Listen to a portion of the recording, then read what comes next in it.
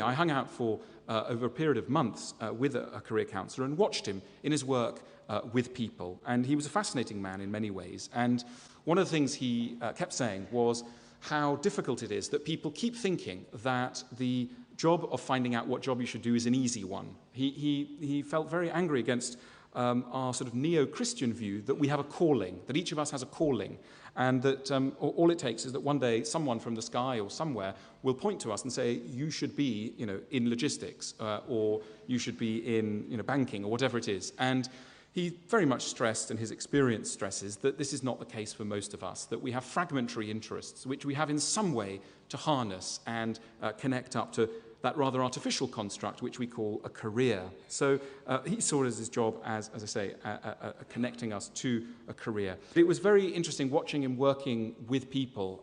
He does a lot of seminars with people who've been recently unemployed. And one of the things he makes people do is talk about what they wanted to be as a child and also what's held them back traditionally. And this is really weepy stuff when you start to ask people these simple, big questions. We could try it here.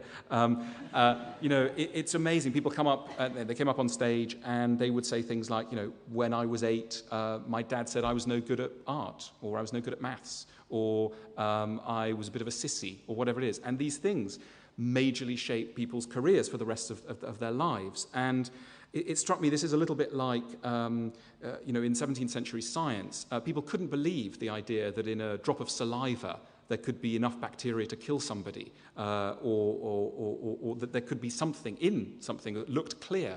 And I think that we're just waking up now to the enormous richness, complexity of human psychology, and that little remarks, etc., can throw a human being off course, and that really, ultimately, what this leads to is waste of lives, and that there's an unbelievable waste of life going on all the time, and that the goal of a modern functioning economy is essentially to harness its strengths, and we're not yet very good at that.